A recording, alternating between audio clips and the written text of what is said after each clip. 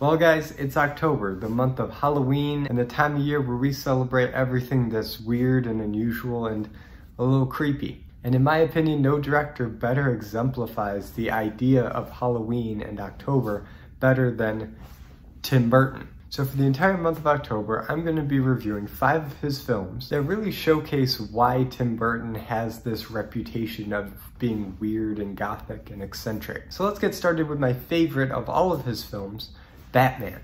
Let's get nuts.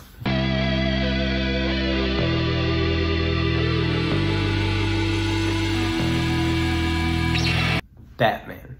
So Batman came out in 1989 and was directed by Tim Burton, and was really the first time mainstream audiences got a taste of the darker, more twisted side of Batman stories. Now granted, we've had darker Batman graphic novels before this point, you know, like The Dark Knight Returns and The Killing Joke, but for most of America, when people thought about Batman, they thought of The Adam West Show, and this movie is not that. This version of Gotham is a dark, dirty, gothic nightmare that looks like what you would get if you combined the 80s and the 40s and stole some designs from the cabinet of Dr. Caligari. And really, the city of Gotham itself is the first thing I want to touch on, because visually, this is the best looking Gotham City that we've ever had. And I don't know how many of these designs were the baby of Tim Burton or production designer Anton Furst, but between the two of them, they've designed this gorgeously twisted vision of Gotham City. And whenever you get a wide shot of a street or the cityscape, it is so fascinating how the architecture feels like a character in itself. And this extends not just to the city, but the design of the Batmobile, the design of the Batcave. Tell me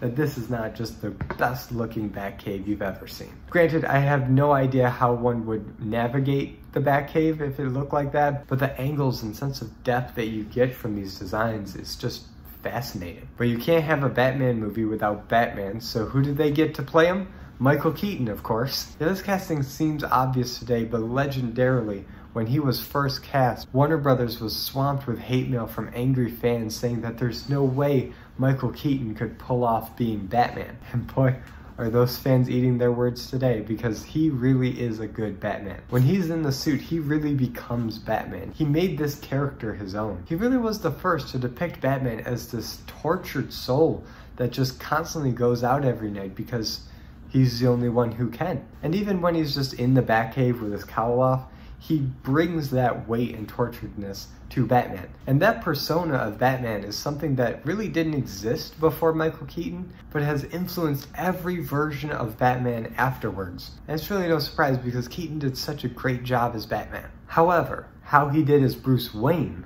I don't buy it. Because Bruce Wayne as a persona doesn't really exist in this version.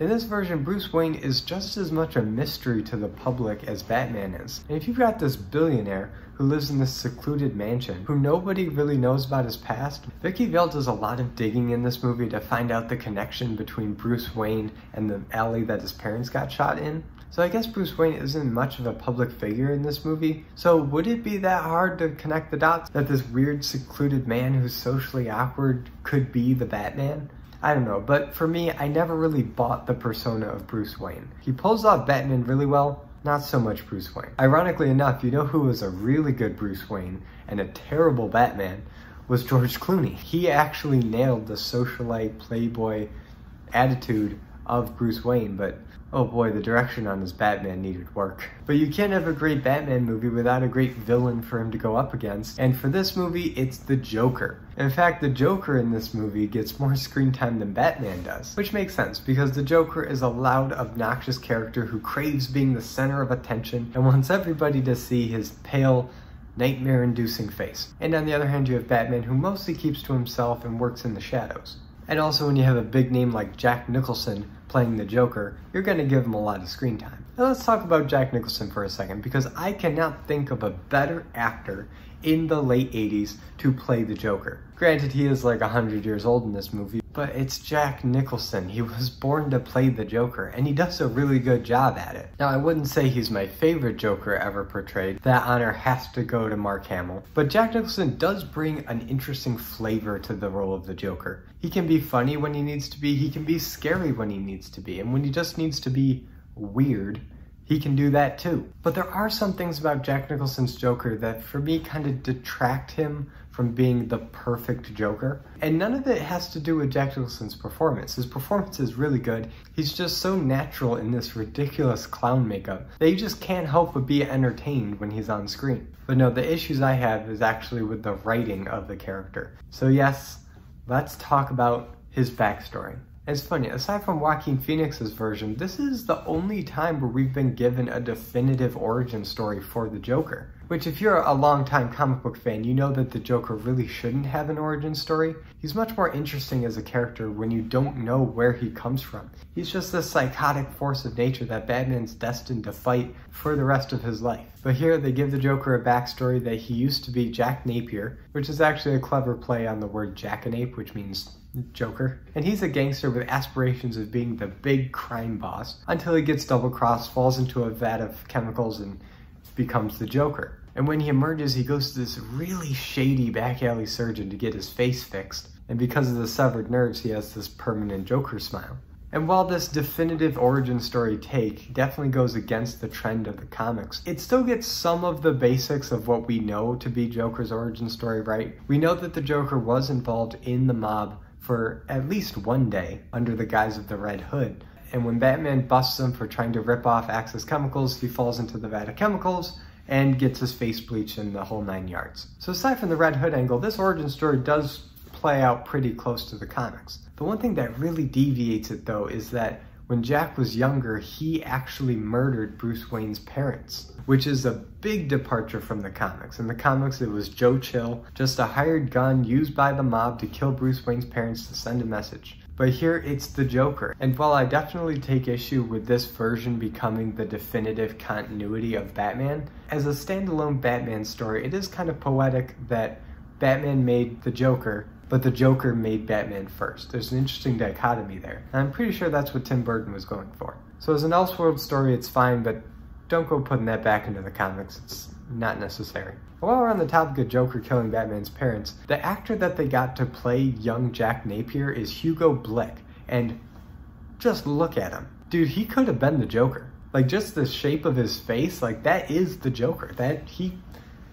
Why wasn't he the Joker? I know Jack Nicholson was born to be the Joker, and everything I just said, I still stand by it, but dang, that would have been perfect. Oh, and Harvey Dent's in this movie, played by Billy D. Williams, and every time I see this movie, I can't help but imagine what a Billy D. Williams Two-Face looks like. I know we did end up getting him as Two-Face in the Lego Batman movie, but we never really did get to see Billy D. Williams become Two-Face. And I think it would have been a very interesting visual, in the simple fact that we've never really had a black Two-Face before. Not in the comics, not in any version of animation. We've also never had a Two-Face with a mustache before, so would the Burnside still have a mustache, or would it be gone? And just looking at some of the concept art that's out there on what Billy D. Williams Two-Face could have look like, it really is a shame we didn't get it. So while it's clear that Tim Burton had a unique vision for where he wanted his version of Batman to go, what made it work so well, and why is it my favorite Tim Burton movie? Well, the first thing you need to know is that I'm not really much of a Tim Burton fan. In fact, reviewing his filmography for Tim Burton Month, I really only like about a quarter of the movies he's made, is because he seems to favor style over substance. Now, nobody can argue that all of his films look amazing. The dude is definitely a skilled designer. And I love the fact that he brought back German Expressionism, which really wasn't a style used since the 40s, back into the public consciousness. But where his movies seem to fall flat is that because his films are so stylized, they don't leave a lot of room for logic and story. Batman, on the other hand, while definitely stylized, and you do see a lot of German Expressionism and even Alfred Hitchcock influence, it's much more subdued than something like Edward Scissorhands or even Batman Returns, which I'll talk about that one later. And I think it was this first outing at Batman where he really tried to make something that resonated with a lot of people. And while his tropes are definitely there, white face paint, stripes, weird looking trees, German Expressionism, all those things are channeled to get into the psychology of Batman. What motivates someone to go out every night and fight crime? Well, it's because Bruce Wayne is not all there. He is a little crazy. And by putting him next to the Joker in this movie, it definitely reflects how both of them aren't entirely sane, and the world and style reflect that. And at the end of the day, it's a really exciting action movie. And how have I gone this long without talking about the Batmobile? This design of the Batmobile is still my favorite to this day. It's such a sweet looking car. I know it's been referenced in other Batman properties, especially in animation, but every time I see it, I just get so giddy because it looks so cool. I don't even care that it needs a grappling hook to turn a corner. It's just that cool. So yeah, that's Tim Burton's Batman, my favorite of his films. It was a big hit when it came out in 1989. So of course the studio wanted him to make a sequel. And seeing how I love this movie so much, even though it does change things from the comics, how could I not love his follow-up Batman Returns? Well, next week you'll see why I really don't like that movie. But until then, if you like this video, be sure to give it a like and subscribe for more content, and hit the notification bell to be notified every time I upload a video. You're not going to want to miss any of the next few videos I've got planned, starting with Batman Returns. And as always, I'm Colby, this was my nerdy talk, and Tim Burton month is just getting started.